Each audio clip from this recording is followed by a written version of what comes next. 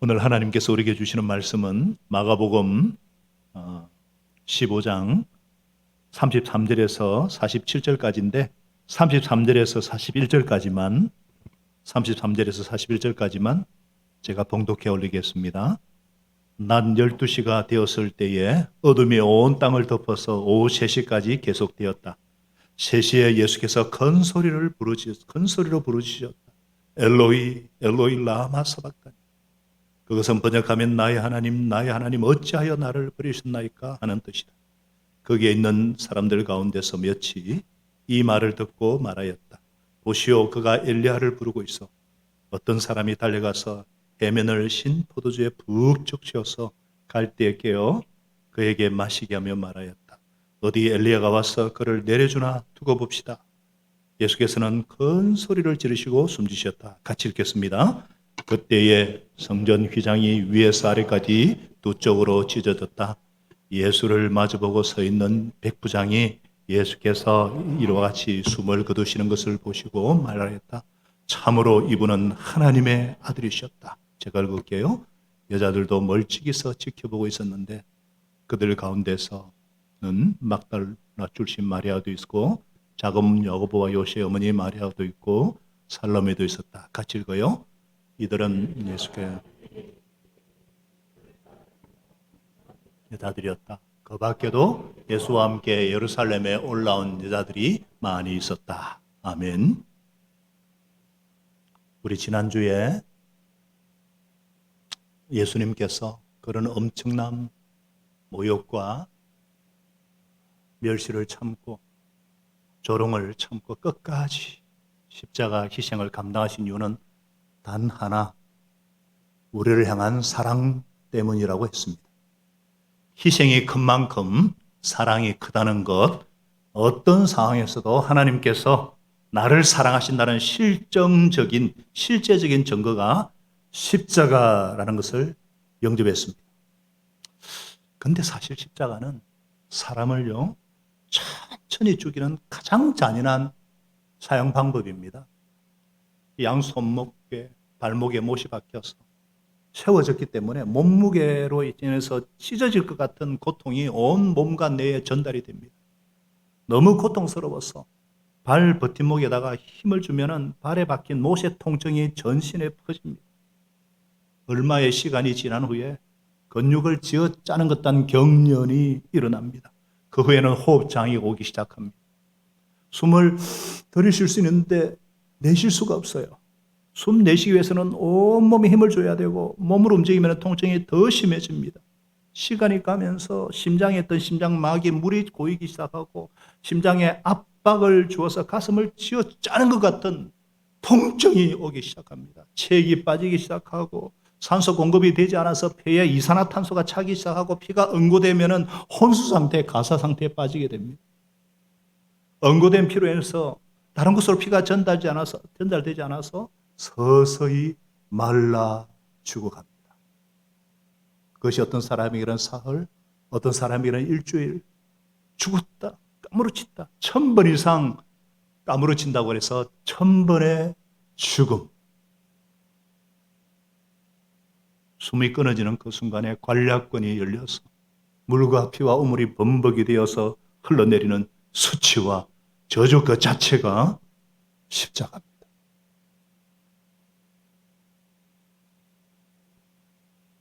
예수님은 벌거벗은 몸으로 십자가에 벌레처럼 못 박히셨습니다. 그 모습이 무능력한 이 패배자의 모습이에요. 이를 보면서 적들은 안도감을 느끼면서 마음껏 조롱했습니다. 종교 지도자들은요, 호랑이를 잡았다가 알고 보니까 고양이에 지나지 않는구나.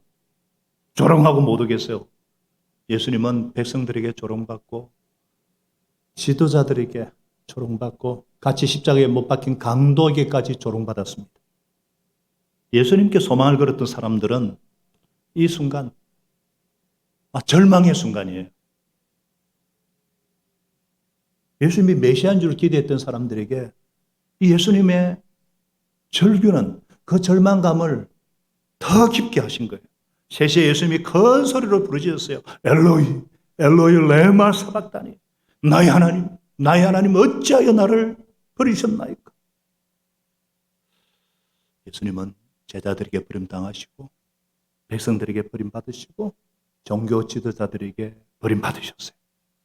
그럼에도 유일한 소망이 있다면 하나님 한 분뿐인데 이제 하나님께도 버림받았어요. 엘로이 엘로이 레마 세박다니. 그러니까 사람들이 이게 그 당시 방언이거든요. 엘리야를 부르는 줄 알고 어떤 사람이 마치제 역할하는 신포도주를 갈대 깨어가 예수님께 마시게 하면서 어디 엘리야가 와서 한번 내려주나 한번 두고 보자. 그랬는데 예수님은 큰 소리를 지르시고 숨지셨습니다. 예수님이 평소에 기적을 많이 행하시기 때문에 혹은 무슨 일이 생기지 않을까 했었는데 큰 소리를 지르고 죽었어요. 인간적인 눈으로 볼 때 철저한 실패입니다. 예수가 메시아라고 생각했던 사람들에게는 절대 절망의 순간입니다. 하나님이 예수님을 구원자로 보내주셨다고 한다면 하나님의 계획은 좌절된 거예요. 완전히 끝난 거예요. 여러분, 우리가 살다 보면요, 참 절망적인 상황에 처할 때가 있죠. 어떤 문제 해결 방법도 보이지 않고 또 피할 길도 보이지 않는 그런 상태.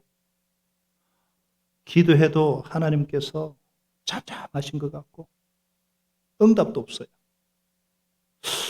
정말 하나님이 계시는가? 하나님이 살아계신다면 나를 왜 이런 상태에 그냥 내버려 두시나?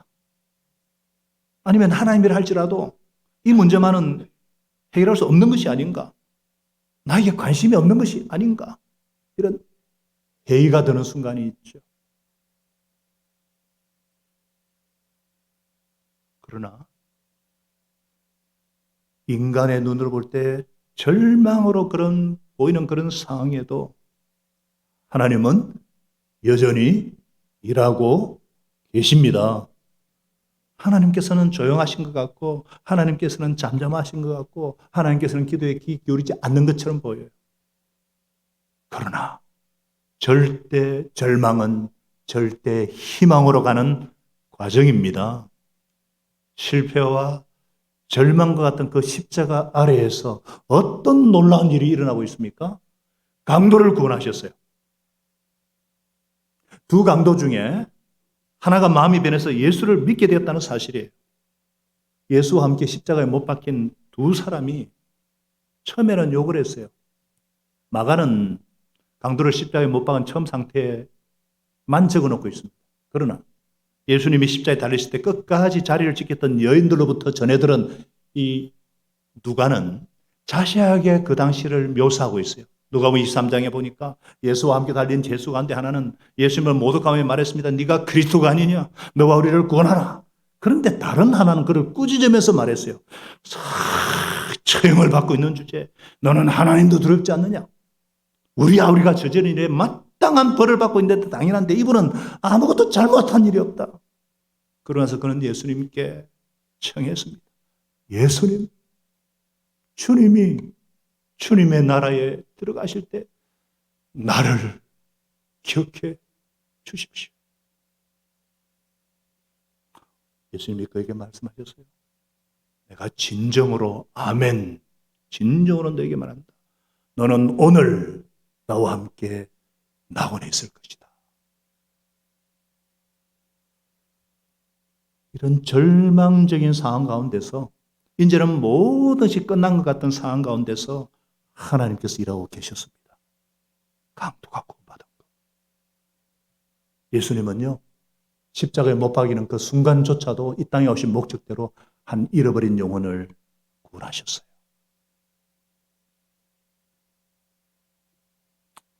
여러분, 왜 강도의 마음이 변했을까요?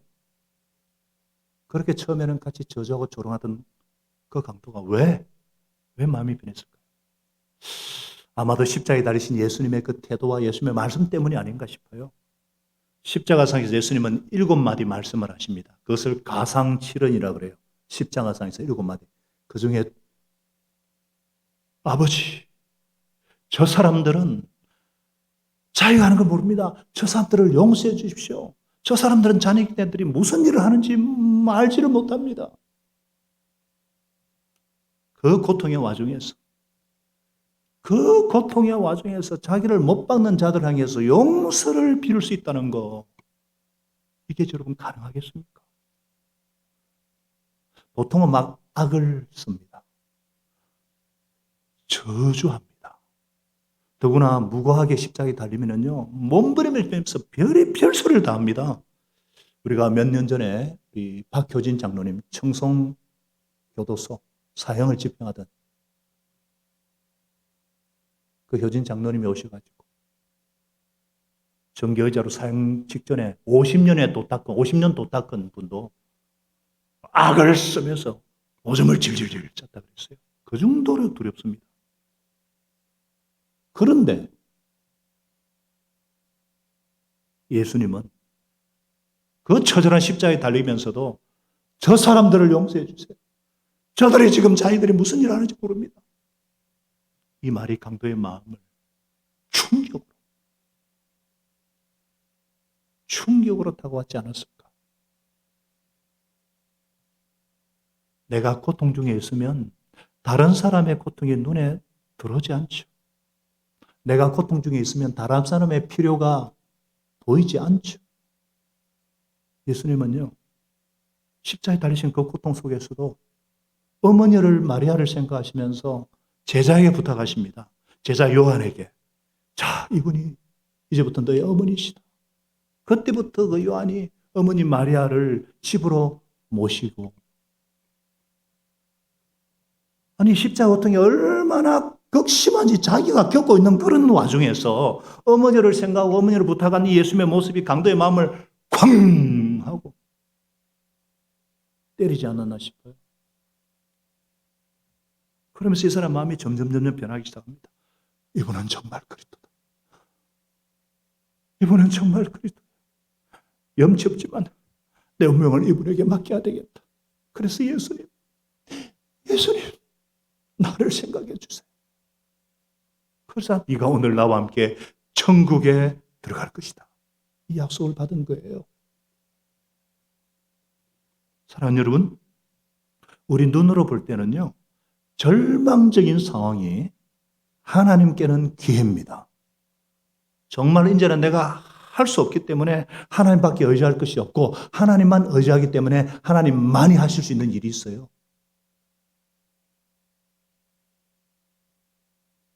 어떤 분은 이거 보고 그런 질문을 해요. 지멋대로 살다가 죽기 직전에 예수 믿고 죽어도 천당 갑니까? 예, 갑니다. 강도 보세요. 이분은 교회 봉사할 시간이 없어요. 착한 일 할 시간도 없어요. 세례받을 시간도 없었어요. 그런데 낙원에 갔습니다. 죽기 직전에 예수 믿어도 구원 받습니다. 아니 그렇다면 실컷 마음대로 살다가 죽기 직전에 예수 믿고 죽지 뭐하러 일찍부터 믿습니까? 또 이렇게 묻는 사람이 있어요. 죽기 직전까지 기다리지 말고 즉시 빨리 믿어야 될 이유가 있습니다. 우리가 언제 죽을지 몰라요. 미루다가 죽기 직전에 가거 뉘우치고 예수 믿고 죽으리라 그런 보장이 없어요. 우리는 항상 하나님께서 오늘 부르시더라도 천국 갈 준비가 되어 있어야 합니다. 평소 예수 안 믿다가 죽기 직전에 믿어질 것 같습니까? 영접 기도 하라면 입으로는 따라할 수 있겠죠. 그러나 마음으로 이게 믿어지겠어요?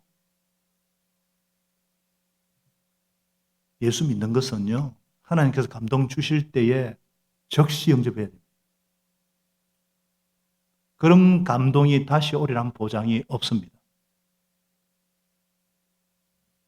내가 예수 영접해야 되겠다, 믿어야 되겠다는 감동이 올 때마다 자꾸 회피하고 다음에 하다가 그러면 점점 마음이 강팍해지고 그러면 믿고 싶어도 못 믿는 상태에 도달할 수가 있어요. 하나님의 감동 주실 때 즉시 결정하고 즉시 영접해야 됩니다. 미루면은 지만 손해입니다. 제멋대로 세상 사는 거 그거 참 재미있죠. 재밌어요. 저도 살아봐서 압니다. 재밌어요. 그런데 재미는 있는데 기쁨은 못 줍니다. 쾌락은 주는데 행복은 못 줍니다. 기쁨과 행복과 평안은 주님만이 주십니다. 지멋대로 살다가 예수 잘 믿는 분들에게 한번 물어보십시오.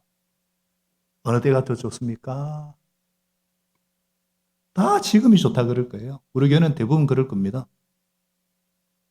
예수 믿기 전에 지 마음대로 사는 게 좋아요? 지금이 좋아요? 기한 목사님, 지금이 좋아요? 전이 좋아요? 지금 좋죠? 네? 그러니까 이쁜 로라하고 결혼다고 그러죠? 지금이 좋죠. 이렇게 좋은 걸 왜 죽을 때까지 미룹니까? 다만 이 강도는요, 정말 강도 같은 믿음으로 구원받았지만 하나님 앞에 섰을 때 내세울 것이 없어요. 상급이 없어요. 우리는 젊을수록 더 빨리, 그래서 다음 세대 중요하잖아요. 빨리 예수님 영접한 뒤에 선한 일을 하다가 하나님 앞에 섰을 때에 하나님 저 목자하다 왔어요. 하나님 저 목리하다 왔어요. 자랑거리, 상 받을 거리를 만들어야죠. 하다못해 제가 교사하다 왔어요. 교사 중요합니다. 목자 되기 전 단계가 교사예요. 다음 세대 면목 맡기를 전에 기도하라는 부르심이잖아요. 그럴 때 나중에 책임질 수 있는 목자가 될 수 있죠. 끝까지 십자가 지신 주님처럼요. 내 십자가 지고 상 받는 것이 더 복됩니다. 더 중요합니다. 절망 중에도 일하시는 하나님은요. 십자가 현장에서 백부장을 구원하셨어요. 39절에 예수님을 마주보고 있던 백부장이 예수님과 함께 예수님께서 숨을 거두신 보고 말했습니다. 참으로 이분은 하나님의 아들이시다. 참으로 이분은 하나님의 아들이셨다. 이 고백은요, 이 백부장의 신앙 고백입니다. 여러분, 백부장이 어떤 사람입니까? 백부장은 100명의 부하를 거느린 야전군 사령관이고요. 장교고요. 로마 시민권을 가진 엘리트 장교입니다. 사형 집행관이에요. 그 당시 황제에 대한 로마 군인들의 충성은 절대적입니다. 황제를 신의 아들이라고 믿었습니다.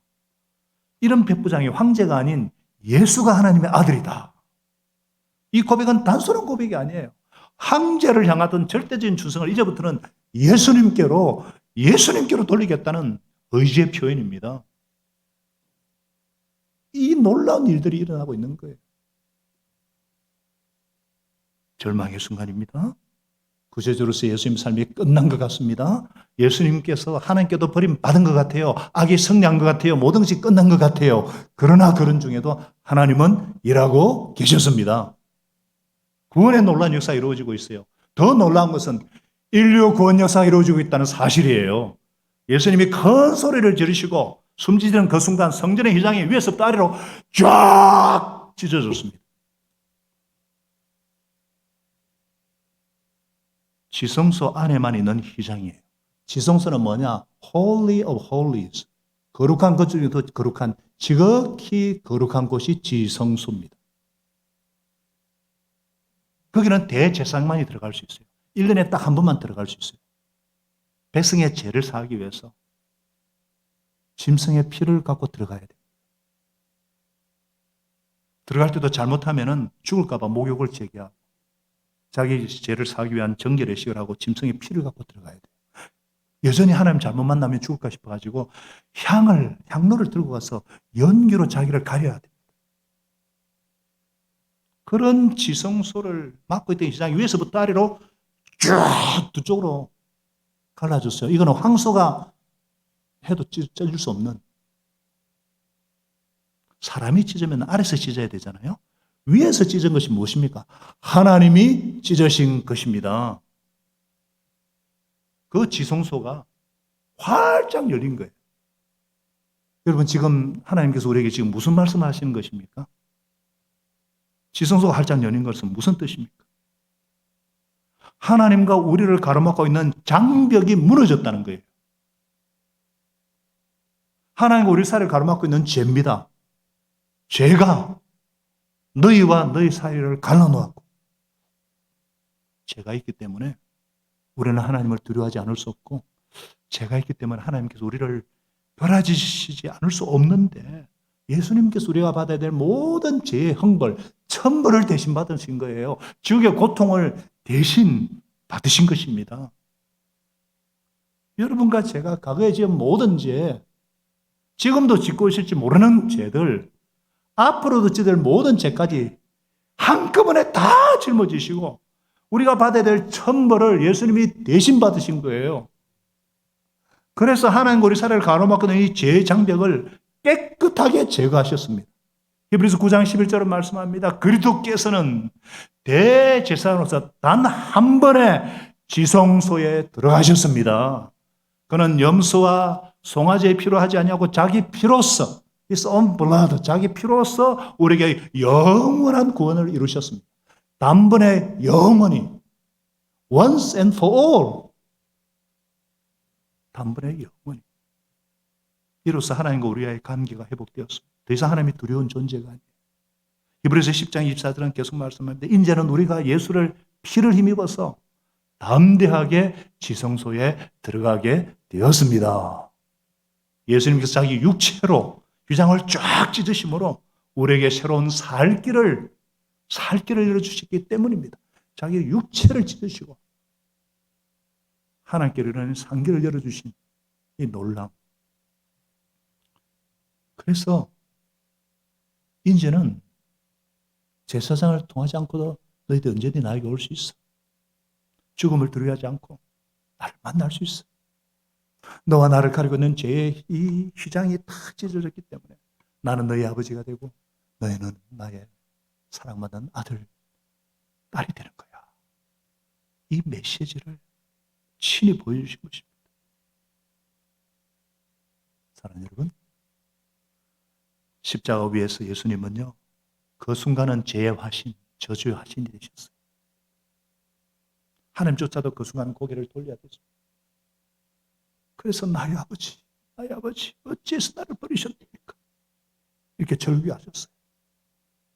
그런데 이 외침은 패배의 외침이 아니라 승리의 외침입니다. 승리의 절규입니다. 왜냐?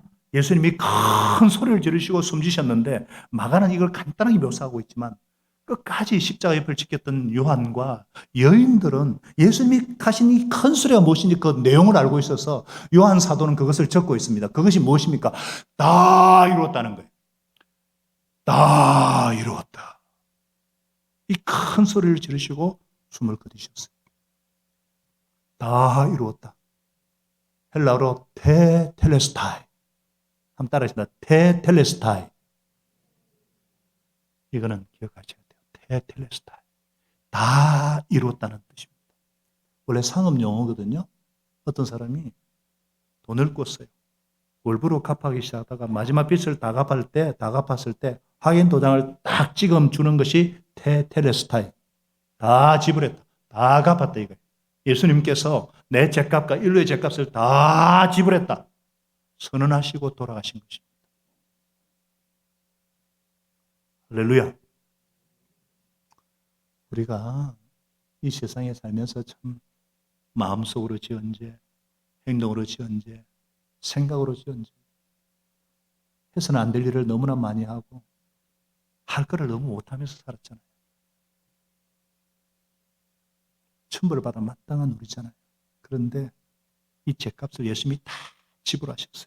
다 치르셨어요. 다 갚아주셨어요. 그래서 우리는 더 이상 죄 형벌에 대한 두려움이 없습니다. 자유롭게, 어렵게 하나님을 섬길 수 있습니다. 이것을 로마서에서 사울 바울은 그토께서 율법의 끝마침이 되셔서 모든 믿는 사람에게 의가 되어 주셨기 때문이라고 했습니다. 끝마침이란 말이 다 이루었다는 말하고 어원이 같아요. 그래서 모든 믿는 사람들을 의롭게 해주시려고 율법에 다 이름이 되셨습니다. 그러므로 주님께서 다 이루신 일에 우리가 뭔가를 더 하려고 하는 것은요, 이거는 주제넘은 짓이고 이것은 교만이고 무지의 소치예요. 100% 주님이 다 이루셨기 때문에 우리가 할 일은 그냥 감사함으로, 믿음으로 그 은혜를 누리는 것입니다. 전혀 새로운 시작이에요. 우리의 결점과 우리의 약점에도 불구하고 하나님 앞에 담대히 나가서 아빠, 아버지, 아빠 부를 수 있는 것. 그분의 보호 아래 살고 도움이 필요할 때는 나 좀 도와주세요. 언제든지 도움을 요청할 수 있고 외로울 때는 외로움을 나누고 기쁠 때는 기쁨을 함께 나누고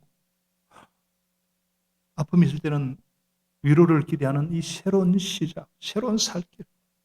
예, 십자가에는 하나님의 고통이 되어버린 내 고통, 하나님의 아픔이 되어버린 내 아픔, 하나님의 죽음이 되는 내 죽음이 있기 때문에 이 십자가야말로 1장 고린도전서 21절이듯이 복음의 핵심이요, 구원을 주시는 하나님의 능력이요, 하나님의 지혜입니다. 이 십자가를 어찌 사랑하지 않을 수 있겠어요? 이 십자가를 어찌 자랑하지 않을 수 있겠어요?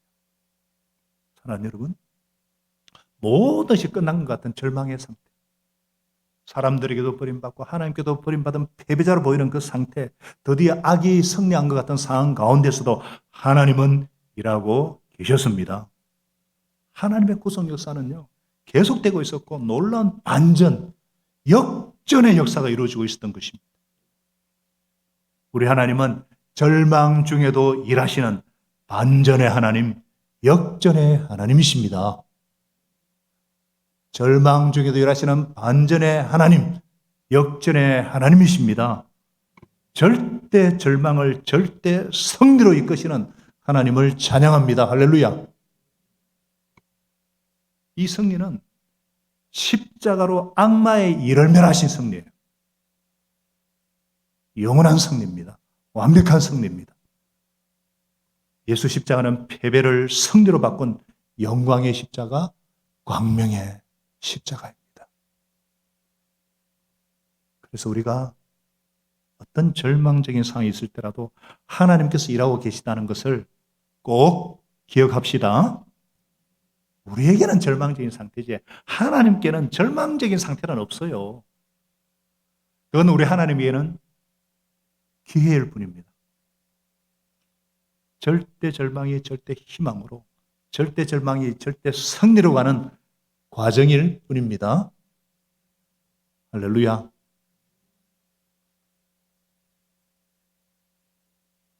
그렇기 때문에 절망적인 상태에 빠졌을 때 내가 해야 될 일도 있어요. 내가 해야 될 것이 뭐냐? 먼저 자기를 성찰하는 거예요. 무슨 말이냐? 내가 지금 이런 절망적인 상태에 빠져 있는 게 내 욕심이나 내 죄 때문이 아닌가?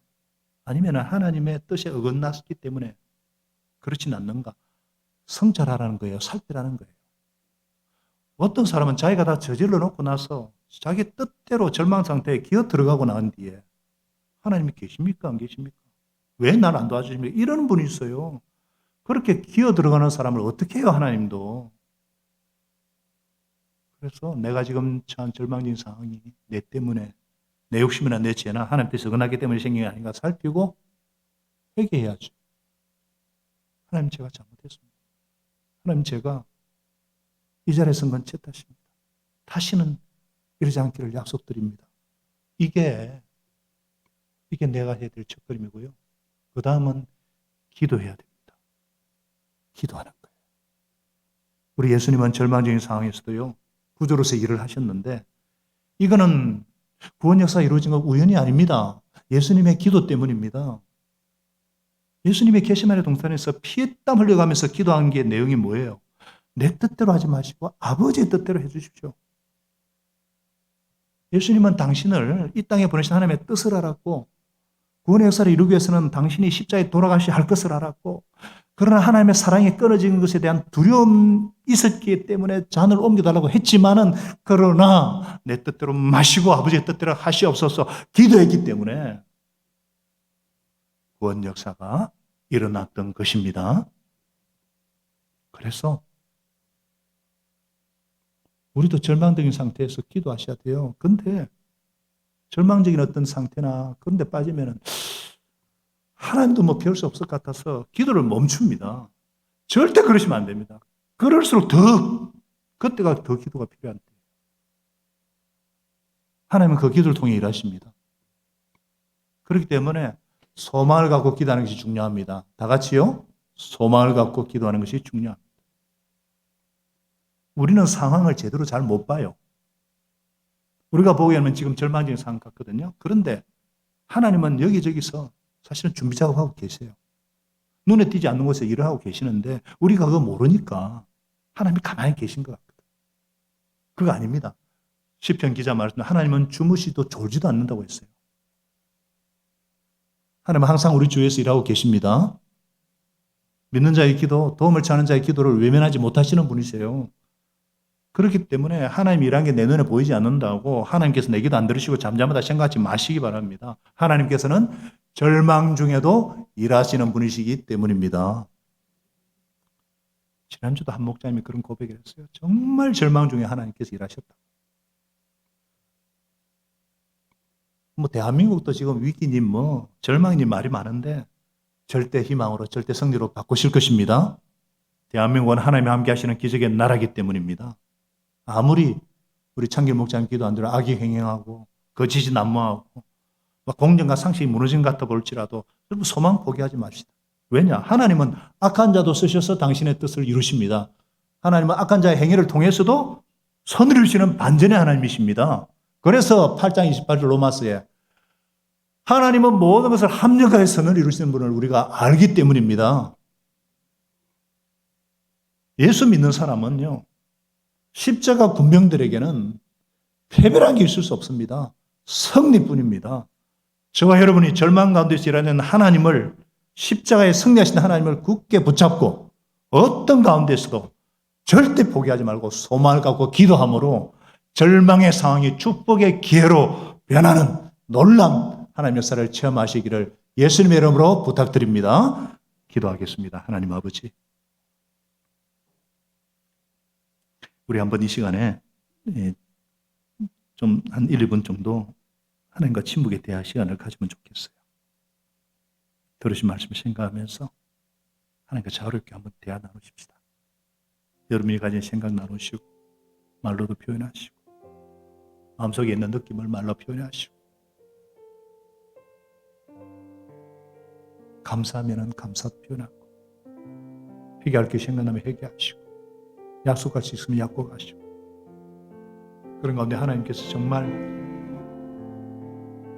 헌신하기 원하시면은 우리 하나님 앞에 헌신하실 수 있기를 바랍니다.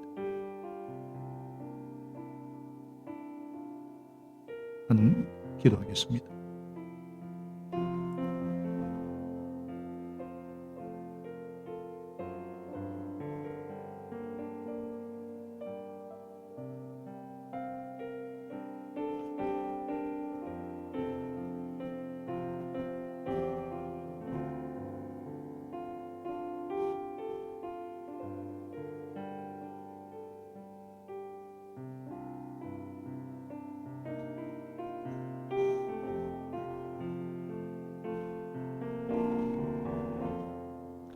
지극히 높은 주님의